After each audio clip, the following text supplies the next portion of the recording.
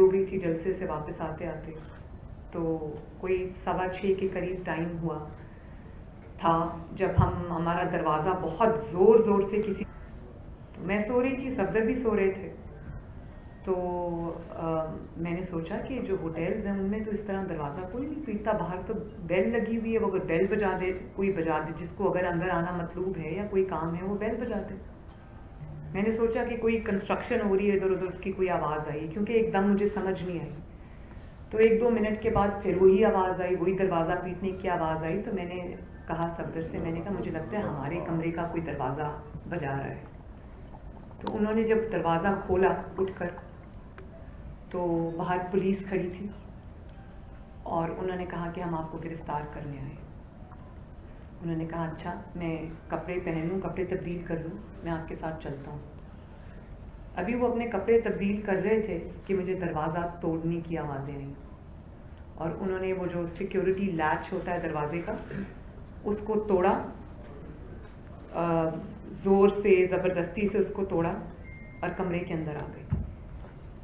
اور میں سو رہی تھی، میں بیڈ میں تھی، اور صفدر نے ان کو کہا کہ آپ اندر مت آئیں، میں باہر آ رہا ہوں، آپ اندر مت آئیں، میں اپنی دوائیاں لے رہا ہوں، کیونکہ وہ ڈائبیٹک ہے، انسولن ڈیپینڈنٹ ہے۔ تو انہوں نے کہا میں اپنی دوائی لے لوں، میں آپ کے ساتھ چلتا ہوں، آپ اندر مت آئیں، لیکن وہ پھر بھی اندر آ گئے، وہ اندر آ گئے اور صفدر کو گرفتار کر کے لے گئے۔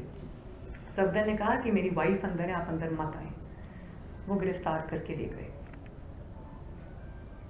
اور اس کے بعد صبح میڈیا پہ میں یہ نیوز دیکھ رہی تھی کہ سندھ حکومت نے مریم کو بلا کے گرفتار کر لیا، حکومت کا یہ موقف آ رہا ہے۔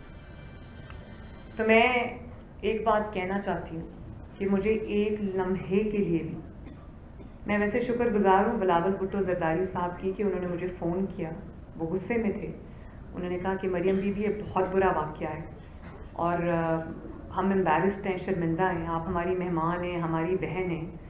اور مراد علی شاہ صاحب کا بھی فون آیا، انہوں نے بھی یہی کہا، بلاول بھٹو زرداری صاحب نے مجھے کہا کہ ہم سوچ بھی نہیں سکتے تھے کہ ہماری بہن کے ساتھ، ہماری مہمان کے ساتھ یہاں یہ سلوک ہوگا۔ اور اسی قسم کا کچھ اظہار جو ہے میرے ساتھ وہ سی ایم سندھ نے بھی کیا، انہوں نے کہا ہم شرمندہ ہیں، ہمیں سمجھ نہیں آ رہی کہ ہم آپ سے کس طرح بات کریں۔ تو میں نے ان کو بھی یہ کہا، اور میں آپ کی وساطت سے قوم کو بھی یہ بتانا چاہتی ہوں کہ ایک لمحے کو بھی مجھے یہ نہیں لگا کہ یہ سندھ حکومت کی کارروائی ہے۔ اور اگر کسی نے کراچی کی زمین پر، کراچی میں ان کو گرفتار کر کے یہ تاثر دینے کی کوشش کی ہے کہ شاید پیپلز پارٹی میں اور مسلم لیگ نون میں یا پی ڈی ایم میں دراڑ آ جائے گی، تو آپ تو ناسمجھ ہو سکتے ہیں، آپ تو بے وقوف ہو سکتے ہیں، ہم بھی بچے نہیں ہیں، ہم کو سب سمجھ آ رہی ہے کہ یہ کیا کھیل کھیلا گیا اور اس کے پیچھے کیا مقاصد تھے۔ تو میں نے تو ایک لمحے کے لیے نہیں سوچا کہ اس کے پیچھے پیپلز پارٹی ہے، اور ہمیں احساس ہے اور ہم الرٹ بھی ہیں اور ہمیں پتہ ہے کہ یہ چیزیں ہوں گی، تو ہم اس کے لیے تیار بیٹھیں۔ لیکن کیا مجھے اب یہ سمجھ نہیں آ رہی، قابل ترس ہے وہ ذہنیت۔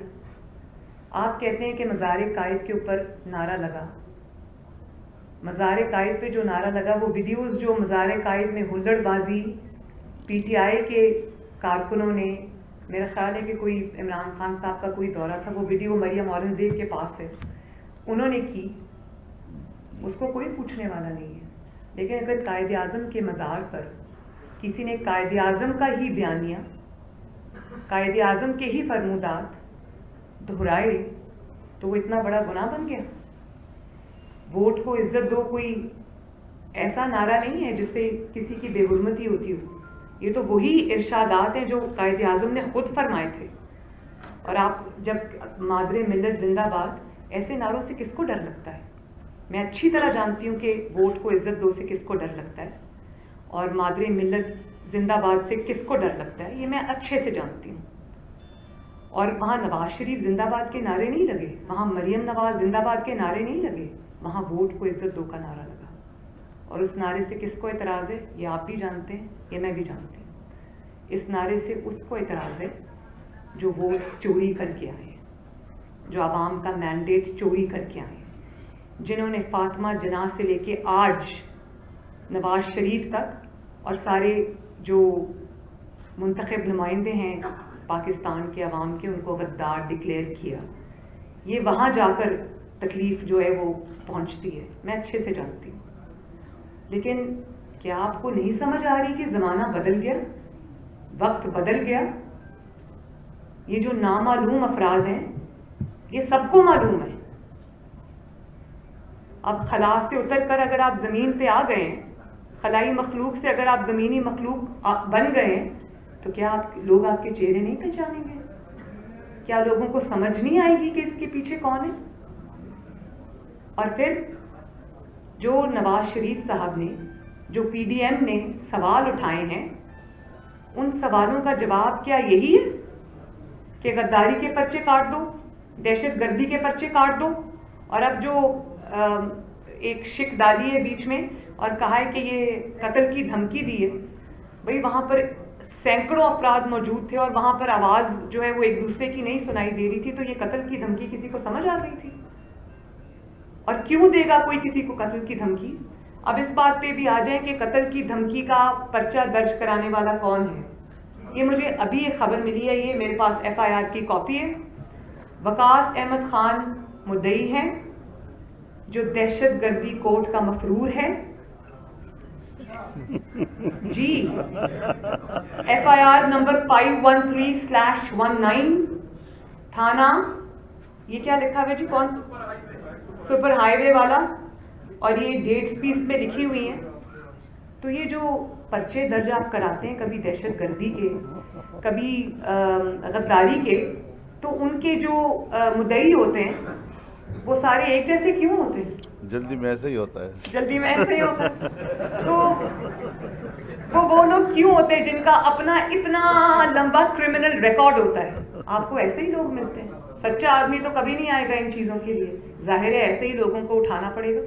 میں سمجھتی ہوں, مجھے ادراک ہے اس چیز کا. اور یہ بھی میں انکشاف کر دوں کہ کیپٹن صفدر کو دھمکیاں بہت دیر سے آ رہی تھی کہ ہم تمہیں نہیں چھوڑیں گے, اور یہ بہت ہائیسٹ لیول سے آ رہی تھی. ذاتی اناد بھی اس میں شامل ہے. انہوں نے, وہ ایک بہت ایموشنل سے انسان ہیں, وہ بات کر دیتے ہیں تو ان کو دھمکیاں آ رہی تھیں. اور اگر کوئی یہ سمجھتا ہے کہ دھمکیوں سے نواز شریف مروب ہو جائے گا, مریم نواز مروب ہو جائے گی, یا پی ڈی ایم کے اتحاد میں کوئی فرق آئے گا یا وہ مروب ہو جائیں گے, تو اس کی خام خیالی ہے. میرے ارد گرد جو لوگ ہیں جن کے ساتھ میرے رشتے ہیں, ان کے تھرو مجھے بلیک میل کرنے سے بہتر ہے میں یہاں بیٹھی ہوں, آؤ اور مجھے اریسٹ کرو. ہمت ہے تو کرو. دنیا دیکھے تمہارا مکروہ چہرہ. آج بھی دیکھا ہے دنیا نے, اور مجھے اس بات کا بھی علم ہے کہ پوری جو سٹوری مجھے پتا ہے, لیکن میں وہ اس وقت اس لیے بات نہیں کرنا چاہتی کیونکہ انویسٹیگیشن ہو رہی ہے. مجھے مراد علی شاہ صاحب نے پوری بات بتائی ہے, اور مجھے پورا علم ہے کہ یہاں پر کیا ہوا. نہایت افسوس کا مقام ہے, نہایت شرم کا مقام ہے. لیکن اس سے آج ایک ہی بات ثابت ہوئی. آپ مشرف کا دور, آپ سب کو یاد ہے نا, جب مشرف کا دور ختم ہونے والا تھا, جب اس کی شامت آئی تھی, تو اس نے پے در پے جو غلطیاں کرنی شروع کیں, تو یہ جو لوگ ہیں ان کا تو حال بہت جلد مشرف جیسا ہونے والا ہے. جب آپ طاقت کے نشے میں اندھے ہوتے ہیں, جب آپ کو طاقت کا تکبر ہوتا ہے, تو آپ دماغ سے نہیں سوچتے. جب آپ دماغ سے نہیں سوچتے اور طاقت سے سوچتے ہیں, تو پھر آپ ایسی غلطیاں کرتے ہیں اور اپنے آپ کو آپ پورا کا پورا ایکسپوز کر دیتے ہیں. تو ہمارا کام تو آپ نے آسان کیا.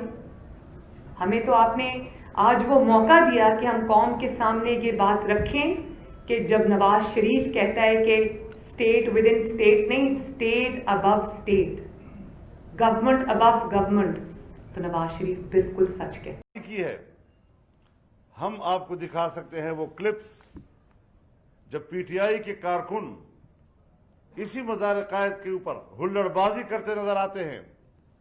وہاں ان کو اس مزار کی حرمت نظر نہیں آئی.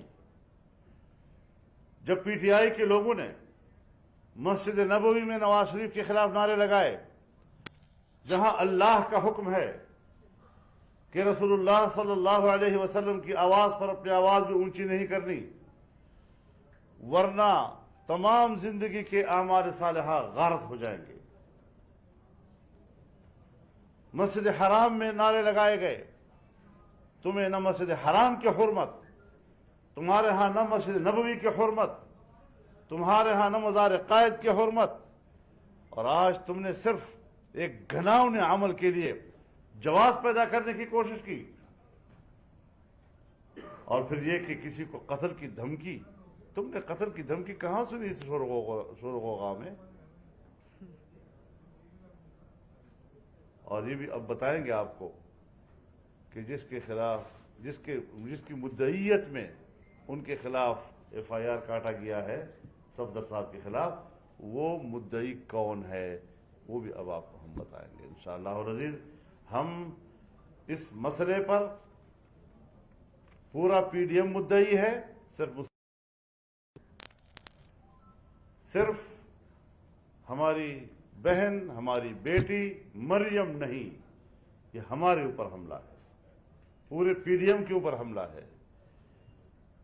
مریم جب یہاں آئی ہے تو یہاں کی حکومت اور پیپلز پارٹی کے مہمان ہیں، یہ ان کی میزبانوں کے اوپر حملہ ہے، یہ ہماری حرمت کے اوپر حملہ ہے، اور ہم اپنی حرمت کا دفاع کرنا پھر جانتے ہیں کہ کس طرح دفاع کیا جاتا ہے۔ تو اس حوالے سے فوری طور پر ان کو رہا بھی کیا جائے، اور جن لوگوں نے قانون کو ہاتھ میں لے کر قوت کا استعمال کیا ہے وہ قوم سے معافی مانگے، پاکستان کو کے سامنے شرمندہ کیا۔ تو میں نے یہ ابتدائی گفتگو آپ کی خدمت میں عرض کر دی۔ پی ڈی ایم کا موقف میں چاہوں گا کہ محترمہ مریم نواز بھی اس حوالے